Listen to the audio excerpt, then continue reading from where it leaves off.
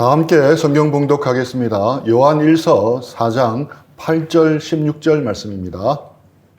사랑하지 아니하는 자는 하나님을 알지 못하나니 이는 하나님은 사랑이심이라. 하나님이 우리를 사랑하시는 사랑을 우리가 알고 믿었노니 하나님은 사랑이시라. 사랑 안에 거하는 자는 하나님 안에 거하고 하나님도 그의 안에 거하시느니라. 아멘. 2023년 복된 새해가 밝았습니다. 작년 한 해 동안도 모두들 다 수고 많았습니다. 캠퍼스에서, 직장에서, 가정에서, 학업과 직장일과 육아로 모두들 수고 많았습니다.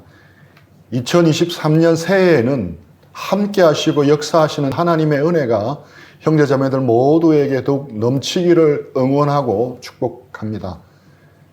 오늘은 요한일서 말씀을 마무리하면서 행복한 제자 공동체를 꿈꾸며라는 제목으로 말씀을 나누고자 합니다. 행복한 제자 공동체는 우리 수원 A지부가 주장하고 있는 모토입니다. 왜 이 모토가 나왔는지 잠깐 배경을 설명하고 말씀을 이어나가겠습니다. 저는 세계로 선교의 전신인 내비게이터 선교회를 통해서 대학교 1학년 때 복음을 듣고 처음으로 예수님을 믿게 되었습니다. 저의 자매도 1년 뒤에 동일하게 내비게이터 선교회를 통해 복음을 듣고 처음으로 예수님을 믿게 되었습니다.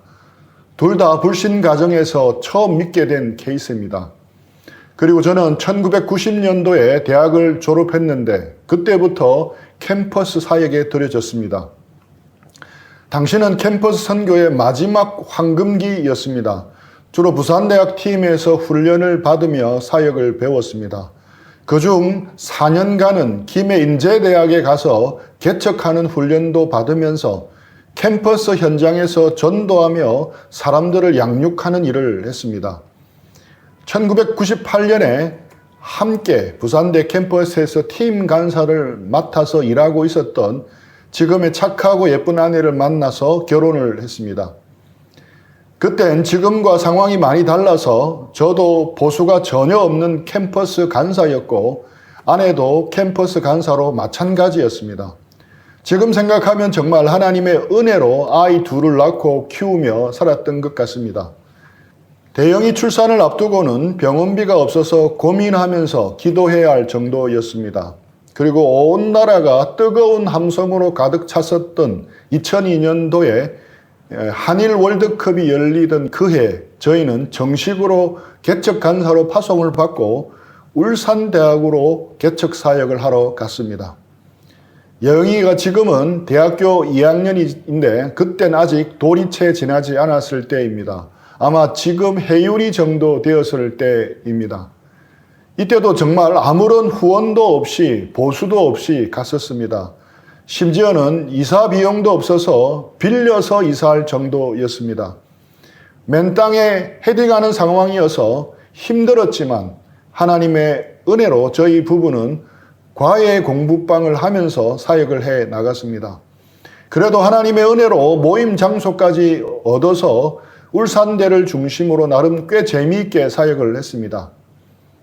그러다가 저희를 파송한 세계로 선교회 부산 지부에 캠퍼스 사역을 좀 도와달라는 부탁을 받고 기도하며 고민했습니다. 그리고 개척한 지 7년 만에 돕던 형제자매들을 델리게이션하고 부산으로 갔습니다. 그땐 부산 사역을 5, 6년 정도 돕다가 원래 저희가 가진 꿈대로 선교사로 나가자는 마음으로 시작했습니다. 부산 캠퍼스 사역은 참 재미있었습니다. 함께하는 형제자매들도 저희를 참 좋아해주고 잘 따라주었습니다. 저희는 참 행복하게 캠퍼스 형제자매들이랑 사역을 했었습니다. 형제자매들의 사랑도 참 많이 받았습니다. 부산에 온 후 2, 3년이 지나자 처음으로 샐러리를 지원받을 수 있어서 너무 좋았습니다. 부산 사역 가운데 남아있는 것이 저희 부부와 가족들에게는 안정된 길이었습니다. 하지만 하나님은 떠나가도록 모든 걸 몰아가셨습니다. 그 중에 가장 큰 것은 리더십 부부와 생각이 많이 달라서 함께 할 수가 없었습니다. 두 분을 도와 협력 사역을 해야 하는 위치에 있었지만 생각이 다르니 적극적으로 함께 할 수가 없었습니다. 시간이 갈수록 그 갭이 점점 더 커져만 갔습니다. 동의가 되지 않는 일을 해야 했고 동의가 되지 않는 일을 형제 자매들에게 하라고 해야 하는 부담 때문에 많이 힘들었습니다. 자세하게 이야기는 할 수 없지만 그때 제 눈엔 형제 자매들이 행복하게 보이지를 않았습니다. 형제 자매들이 이전에는 행복하게 열심히 주님을 따랐는데 언제부턴가 과거처럼 행복하게 주님을 따르고 있다는 느낌이 들지 않았습니다. 일반화시키기에는 좀 그렇지만 특별히 연차가 많은 직장 형제 자매들이 더 그렇게 보였습니다. 이건 아니다 싶었습니다. 그래서 부산에서 우리의 역할은 거기까지라 생각을 하고 떠나게 되었습니다. 그렇게 해서 9년 동안 부산 지역 캠퍼스 사역을 내려놓고 2018년부터 수원 A지부 개척을 시작하게 되었습니다. 그리고 1년 뒤에 이 예배 장소를 마련하면서 그때 내건 모토가 바로 행복한 제자 공동체였습니다. 개척을 하면서 제 마음에 바라고 꿈꾼 것은 바로 행복한 제자 공동체였습니다. 행복한 제자 공동체. 이 모토 각 단어에는 나름의 강조점이 있었습니다. 행복의 방점을 찍고 읽으면 주님을 따르는 삶을 살 때 행복하게 즐겁게 주님을 따르자는 것입니다. 행복 안에서 한의 방점을 찍고 읽으면 지금 현재 행복해야 한다는 것입니다. 과거에 행복했던 것이 아니라 지금 행복해야 한다는 것입니다. 미래에 행복하기 위해 지금 행복을 포기해서도 안 된다는 것입니다. 제자 공동체에서 제자의 방점을 찍고 읽으면 우리의 신앙이 예수님이 말씀하시는 제자의 도를 추구해야 한다는 것입니다. 하나님 나라 가치관으로 무장해서 세상이 추구하는 것과는 다른 가치관으로 살아가는 제자들이 되어야 한다는 것입니다. 제자 공동체에서 공동체의 방점을 찍고 읽으면 이 모든 것을 함께 같이 가면서 아름다운 나눔과 사귐이 있는 공동체를 이루어 가야 한다는 것입니다.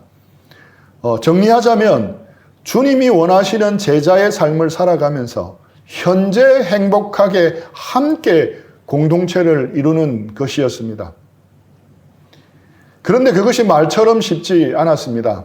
초창기에 함께 했던 장형제, 김형제 부부가 교제를 떠났습니다. 함께 살아가며 행복하게 주님을 따르는 제자 공동체를 꿈꾸었지만 결과는 마음대로 되지 않았습니다. 나름 열심히 한다고 했는데 그렇게 쉽지를 않았습니다. 그런 차에 요한일서를 묵상하면서 다시 행복한 제자 공동체를 생각하게 해 주셨습니다. 요한일서 4장 8절 16절 한 번 더 읽어보겠습니다. 사랑하지 아니하는 자는 하나님을 알지 못하나니 이는 하나님은 사랑이심이라. 하나님이 우리를 사랑하시는 사랑을 우리가 알고 믿었노니 하나님은 사랑이시라. 사랑 안에 거하는 자는 하나님 안에 거하고 하나님도 그의 안에 거하시느니라. 두 구절 모두 하나님은 사랑이 많으신 분이라 하지 않고 하나님은 사랑이시라고 말씀하고 있습니다. 그런데 여기서 진지한 질문이 생길 수 있습니다. 사랑은 둘 이상의 관계에서만 성립합니다. 그런데 하나님이 태초에 천지를 창조하시기 전에 아무것도 없을 때, 천사도 없고 아무것도 없을 때 하나님만 홀로 존재하셨을 때에도 하나님은 사랑이시다라고 말씀할 수 있겠습니까? 네, 말씀할 수 있습니다.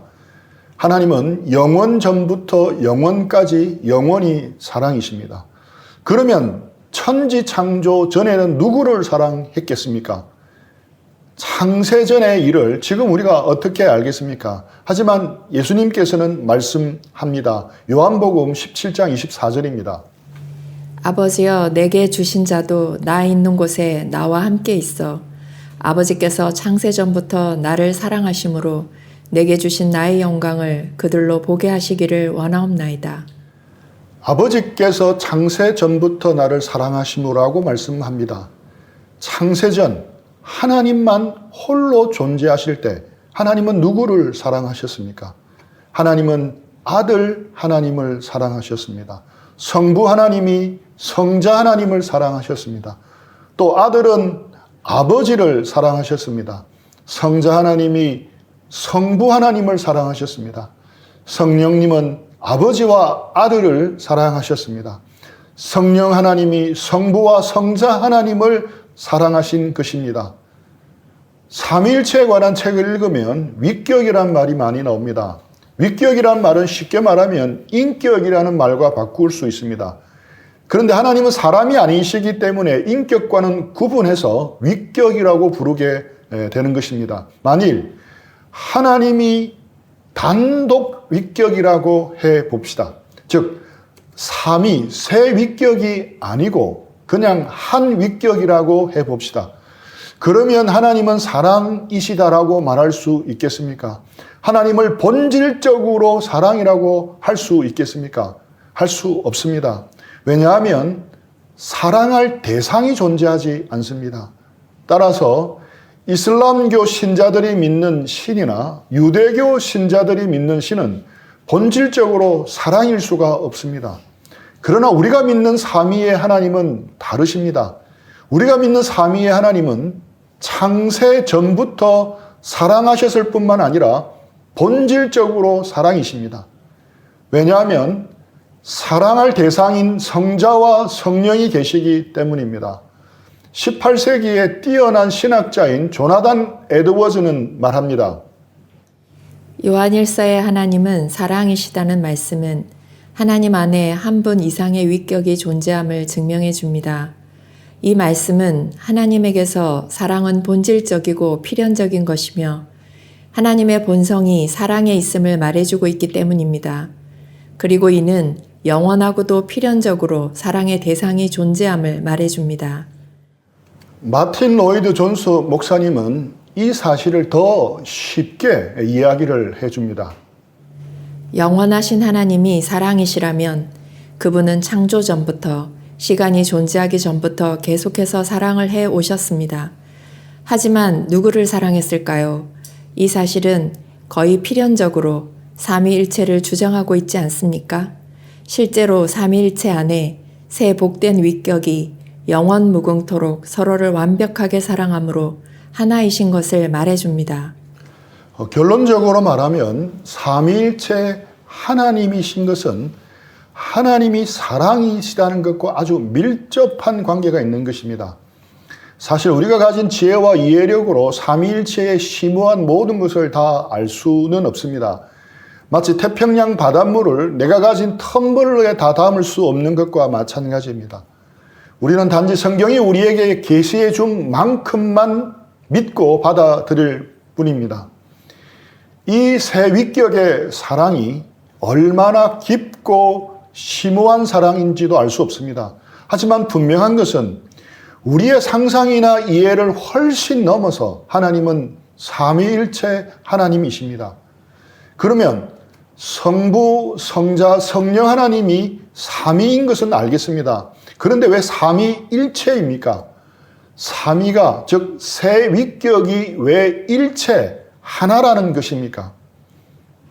성부와 성자와 성령이 서로 완전하고 깊고 뜨겁게 열렬하게 사랑하시는데 그 사랑이 너무 깊고 즐겁고 완벽한 것이라서 성경은 끊임없이 하나님을 한 분이시라고 말씀한다는 것입니다. 삼위의 하나님께서 이렇게 서로 사랑하는 관계 가운데 너무나 큰 기쁨과 만족을 누리셨고 영원 전부터 너무 행복한 하나님이셨습니다. 여기서 삼위일체의 중요한 적용점이 있습니다. 우리가 추구하는 행복한 제자 공동체의 원형이 여기에 있는 것입니다. 이것이 오늘 나눌 말씀의 중요한 포인트입니다. 바로 우리가 예수님을 믿는다는 것은 바로 그 사랑의 관계, 행복의 관계 속으로 들어간다는 것입니다. 원래 삼위 하나님만이 누리시던 그 영원한 사랑의 기쁨만으로 우리에게 들어오라고 초청하시는 겁니다. 그래서 제가 수년 동안 강조하고 있는 것이 주님과의 교제, 주님과의 사귐입니다.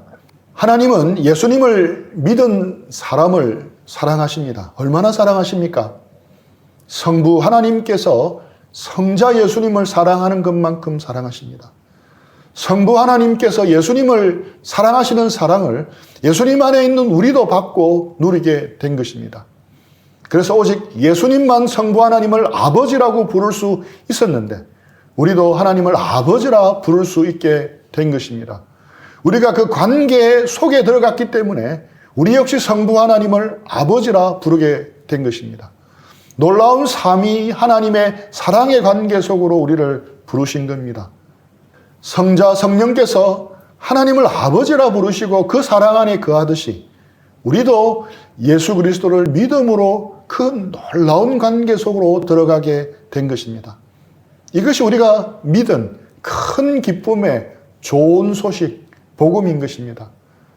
다시 반복해서 말하자면 우리가 추구하는 행복한 제자 공동체의 원형은 바로 삼위일체 하나님이 누리시는 사랑의 공동체입니다. 즉 행복한 제자 공동체의 기원은 우리가 믿는 삼위의 하나님에게 있습니다. 분명 기독교 신앙은 개인적입니다. 절대적으로 개인적입니다. 개인이 홀로 단독으로 하나님 앞에 나아가 하나님을 만나는 것입니다. 믿음은 누가 대신해 줄 수 있는 것이 아닙니다. 믿음은 한 개인이 삼위의 하나님 앞에 홀로 서는 것으로 시작됩니다. 그래서 저도 그동안 개인적으로 가지는 주님과의 교제를 많이 강조했습니다. 그동안 강조했던 큐티, 성경 읽기 등은 모두 개인적으로 하나님을 만나는 것에 관한 것입니다. 왜냐하면 이것이 신앙에 있어서 기초 중에 기초이기 때문입니다. 하지만 이것은 기독교 영성의 절반밖에 되지 않습니다. 그렇다면 나머지 절반은 무엇이겠습니까? 기독교 신앙은 절대 개인적이면서도 절대 공동체적입니다. 요한일서 1장 3절입니다. 우리가 보고 들은 바를 너희에게도 전함은 너희로 우리와 사귐이 있게 하렴이니 우리의 사귐은 아버지와 그의 아들 예수 그리스도와 더불어 누림이라. 예수님을 전할 때, 복음을 전할 때 나타나야 할 것은 사귐입니다. 서로 사귐이 있는 공동체입니다. 하나님과의 관계와 이웃과의 관계는 항상 같이 갑니다. 하나님을 진실하게 만나면 그는 하나님 안에서 이웃도 만나게 됩니다. 하나님과의 사귐이 깊어지는 만큼 이웃과의 사귐도 깊어지고 넓어집니다. 반대로 해도 성립합니다. 이웃과의 사귐이 깊어지고 넓어지는 만큼 하나님과의 사귐은 더 친밀해집니다. 요한 1서에서 항상 사용하는 대명사는 우리입니다. 나도 아니고 너도 아니고 우리입니다. 복수 명사입니다. 신앙은 나로부터 시작하지만 우리로 나타나야 하는 것입니다. 주님과 사귀고 교제하는 삶은 개인적인 것입니다. 홀로 물러나서 하나님과 독대함으로 이루어집니다. 하지만 거기서 거치는 신앙은 반쪽 신앙입니다. 이에 대해 김영보 목사님은 이렇게 말합니다. 하나님과의 독대는 공동체와의 연대를 전제한 것입니다. 홀로 있음과 같이 있음은 기독교 신앙의 두 기둥과 같습니다. 그래서 요한은 나의 사귐이라고 하지 않고 우리의 사귐이라고 말합니다. 즉 기독교 신앙은 하나님과의 개인적인 사귐이지만 그것은 절대적으로 공동체 안에서 이루어져야 한다는 것입니다. 홀로 있는 시간과 공동체 안에서 같이 있는 시간 모두가 필요하다는 것입니다. 신앙은 나 개인과 하나님과의 관계에서 시작하지만 결국은 나 개인을 넘어서 형제, 즉 우리라는 관계로 확대되어 나가는 것입니다. 만일 하나님과 나누는 나의 사귐이 나를 언제나 홀로 있게 한다면 그 사귐에는 문제가 있다고 할 수 있습니다. 그래서 김영보 목사님은 기독교 신앙은 은둔자의 종교가 아니라고 말합니다. 기독교 신앙은 십자가형 신앙이라고 말을 합니다. 위로 하나님과 소통하는 순간 옆으로 이웃과 소통하게 되어 있다는 뜻입니다. 개인에게서 시작하지만 공동체로 확장되는 것입니다. 이런 점에서 본다면 개인 영성과 공동체 영성은 기독교 영성의 두 축이라 할 수 있습니다. 하나님 앞에 홀로 서지 않는 사람은 진실로 이웃을 만날 수 없습니다. 이웃을 진실하게 만나지 못하는 사람은 하나님 앞에 홀로 설 수 없습니다. 그래서 본회프는 신도의 공동생활이란 책에서 이렇게 말합니다. 공동체 안에 있을 때에만 우리는 홀로 있을 수 있고 또한 홀로 있을 수 있는 사람만이 공동체 안에 있을 수 있다. 이러한 진리를 염두에 두고 우리는 우리의 개인의 삶과 우리 공동체를 돌아볼 필요가 있습니다. 그동안 저는 주님과의 교제를 거듭거듭 강조했습니다. 이것은 앞으로 우리가 추구해야 할 방향입니다. 거기에 더하여 우리는 진정한 공동체를 향해서 나아가야 합니다. 우리가 주님과의 교제로 내면을 채우는 일을 해야 하고 거기서 멈추지 말고 우리의 영성이 사회적 영성으로 나아가야 합니다. 우리가 공동체를 세우는 이유는 하나의 개토를 만드는 것이 아닙니다. 우리만 모여서 그 안에서 누리고 즐기는 것이 아닙니다. 우리는 이 공동체를 통해서 하나님 나라의 매력을 세상 사람들에게 드러내어 보여주어야 합니다. 그것을 통해 사람들을 예수님께로 인도해야 합니다. 우리 공동체를 본 사람들이 나도 그 공동체에 속하고 싶다고 나오게 만드는 것이 우리가 나아가야 할 방향입니다. 나도 그 교회에 나가고 싶다. 나도 그 교제에 함께하고 싶다고 사람들이 나오는 것이 우리 공동체가 꿈꾸는 행복한 제자 공동체입니다. 요한일서를 보면 세상을 변화시키라는 말씀이 나오지 않습니다. 우리의 힘으로 세상을 변화시킬 수 없습니다. 그렇다면 우리는 이 세상과 분리되어 살아야만 합니까? 그것도 아닙니다. 사도 요한은 세상을 변화시키기 전에 먼저 예수님과의 사귐을 바로 가지라고 말씀합니다.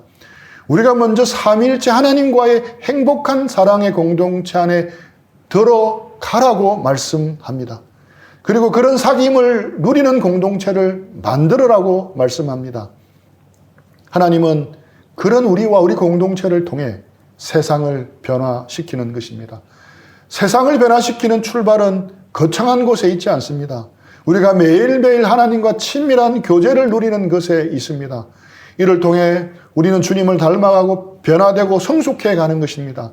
우리가 변화할 때 교회의 공동체가 변화하고 성숙하는 것입니다. 그것이 확대될 때 세상의 변화도 이끌어낼 수 있는 것입니다. 나비 효과라 할 수 있습니다. 우리가 매일 가지는 주님과의 큐티 시간은 작은 날개짓에 불과하지만 그것이 세상을 변화시키는 엄청난 첫 시작인 것입니다. 그래서 그동안 제가 전도하자고 외치기보다 주님과의 교제를 외친 것입니다. 물론 역도 성립합니다. 개인의 영성이 공동체 영성의 기초이지만 공동체 영성이 개인의 영성을 역으로 세워주기도 합니다. 무슨 말입니까? 개인의 성숙이 공동체의 변화를 이끌어내지만 또한 공동체가 개인의 변화를 도와주기도 한다는 말입니다. 주님과 친밀한 교제를 지속하는 것은 쉽지 않습니다. 혼자 힘으로는 할 수 없습니다. 혼밥, 혼술, 혼행, 혼영, 혼자 밥 먹고 혼자 술을 마시고 혼자 영화 보고 혼자 여행 가는 것이 점점 늘어가는 시대입니다. 하지만 세상이 아무리 바뀌어도 혼자 할 수 없는 두 가지가 있는데 하나는 결혼이고 나머지 하나가 신앙생활입니다. 결혼처럼 신앙생활은 결코 혼자 할 수 없습니다. 그래서 교회가 필요하고 믿음의 공동체가 필요한 것입니다. 함께 해야 할 수 있고 함께 해야 지속 가능합니다. 그래서 2023년에는 또다시 우리 수원팀이 두 가지를 강조하기를 원합니다. 첫째는 개인 영성입니다. 올 한 해는 어느 해보다 더욱 주님과 친밀해지는 한 해가 되었으면 합니다. 주님과의 친밀한 사귐을 위해서 우리는 매일 성경 큐티와 공동체 성경 읽기를 강조하려고 합니다. 내년 한 해는 개인 교제 때마다 서로 큐티를 나누고 공동체 성경 읽기 축복을 서로 나누었으면 좋겠습니다. 그래서 올해는 우리 모두가 공동체 성경 읽기를 끝까지 완주해서 연말에는 모두가 성경을 한 권씩 선물로 받았으면 좋겠습니다. 둘째는 공동체 영성입니다. 적극 공동체를 섬겨 나가는 것입니다. 이를 위해서 형제자매들이 공동체를 더 적극적으로 섬기면 좋겠습니다. 교회가 나를 위해 존재합니까? 아니면 내가 교회를 위해 존재합니까? 둘 다 맞는 말입니다. 굳이 따지자면 교회가 나를 위해 존재하는 것이 우선입니다. 하지만 나 역시 교회를 위해 존재함을 알아야 합니다. 우리 모두 나를 넘어서 이제 우리의 시간과 몸과 물질, 마음을 들여서 공동체를 더욱 적극적으로 섬기면 좋겠습니다. 시간과 몸과 물질을 들이지 않는 곳에는 결코 마음을 들일 수 없습니다. 또 시간과 몸과 물질을 실제로 들여보면 더 마음이 가고 애착이 가고 사랑이 갑니다. 구체적인 적용으로 올해는 1인 1섬김을 찾아서 하면 좋겠습니다.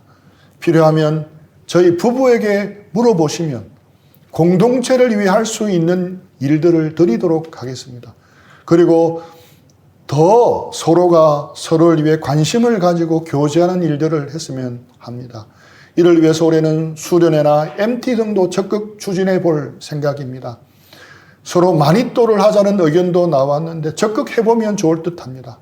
주님과의 교제든 공동체를 세우고 섬기는 것이든 모두 한 번이나 몇 번은 하기가 쉽습니다. 하지만 지속하는 것이 쉽지 않습니다. 그래서 공동체가 있는 겁니다. 서로가 서로를 격려하면서 같이 가는 겁니다. 형제자매 여러분, 행복한 제자 공동체는 우리의 모토이기 전에 하나님이 원하시는 것입니다. 그런데 이것이 쉽지 않습니다. 혼자라면 결코 갈 수 없는 험한 길입니다. 혼자라면 결코 넘을 생각조차 할 수 없는 높은 벽입니다. 하지만 함께라면 갈 수 있습니다. 함께라면 넘을 수 있습니다. 우리가 행복한 제자 공동체를 세운다는 것이 마치 넘을 수 없는 거대한 벽처럼 느껴지는 것이 사실입니다. 특히 갖춘 것이 없는 개척지부인 저희는 더욱 그렇습니다. 그동안 함께하며 큰 힘이 되었던 김형제 가정도 떠났습니다. 하지만 남은 우리는 다시 일어서서 가야 합니다. 혼자 힘으로는 불가능합니다. 하지만 여기 있는 우리가 함께 가면 갈 수 있습니다. 혼자 힘으로는 힘들지만 공동체가 함께 가면 그 벽을 넘을 수 있습니다. 함께 할 때만이 이 벽을 넘을 수 있습니다. 마지막으로 담쟁이라는 시에서 이 비밀을 노래한 도종환 시인의 고백을 들어보겠습니다. 저것은 벽, 어쩔 수 없는 벽이라고 우리가 느낄 때, 그때 담쟁이는 말없이 그 벽을 오른다. 물 한 방울 없고 씨앗 한 톨 살아남을 수 없는 저것은 절망의 벽이라고 말할 때 담쟁이는 서두르지 않고 앞으로 나간다. 한 뼘이라도 꼭 여럿이 함께 손을 잡고 올라간다. 푸르게 절망을 다 덮을 때까지 바로 그 절망을 잡고 놓지 않는다. 저것은 넘을 수 없는 벽이라고 고개를 떨구고 있을 때 담쟁이 잎 하나는 담쟁이 잎 수천 개를 이끌고 결국 그 벽을 넘는다. 푸르게 절망을 다 덮을 때까지. 저것은 넘을 수 없는 벽이라고 고개를 떨구고 있을 때 담쟁이 잎 하나는 담쟁이 잎 수천 개를 이끌고 결국 그 벽을 넘는다. 우리의 고백이 되기를 축복합니다. 우리 들은 말씀 생각하면서 잠시 기도하고 적용하는 시간 가지겠습니다.